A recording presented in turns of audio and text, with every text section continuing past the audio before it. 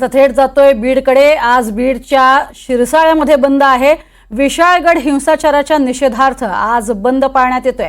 शिरसाळ्यातील बाजारपेठ सकाळपासूनच बंद आहे। दुपारी शिरसाळ्यात मुस्लिम बांधवांची रॅली निघणार आहे, तर शिरसाळ्यामध्ये ठिकठिकाणी पोलीस बंदोबस्त तैनात करण्यात आलाय। बीडमधल्या शिरसाळ्यातली ही दृश्य आपण बघतोय। आज सकाळपासूनच बाजारपेठ बंद आहे। विशाळगडावरती झालेल्या तोडक कारवाई आणि त्याआधी झालेल्या घटनेविरोधात शिरसाळा बंद ठेवण्याचा निर्णय घेण्यात आलाय।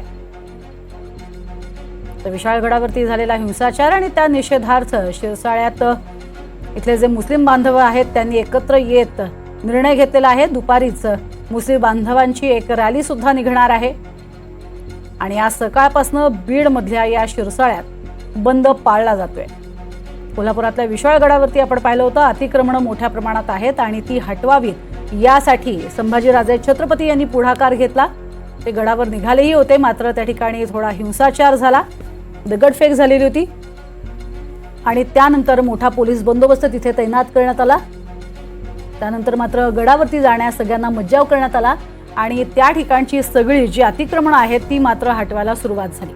न्यायप्रविष्ट अशी सगळी अतिक्रमण सोडून बाकी अतिक्रमण हटवण्यास तिथे सुरुवात अजूनही चालूच आहे। अधिक माहिती घेऊयात, स्वानंद पाटील आमचे प्रतिनिधी आपल्या सोबत आहेत। स्वानंद, काय सध्या शिरसाळ्यातले अपडेट?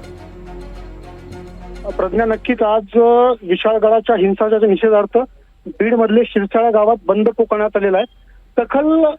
सकल मुस्लिम बांधवांकडून हा बंद पुकारण्यात आलेला आहे। आज सकाळपासूनच शिरसाळा हे बंद असणार आहे आणि पूर्ण बाजारपेठ बंद ठेवत आज विशाळगडाच्या हिंसाचा निषेध शिरसाळा येथे करण्यात आलेला आहे। प्रज्ञा, नक्कीच, पण त्याबरोबर आज दुपारी सुद्धा एक रॅली निघणार असं कळतंय।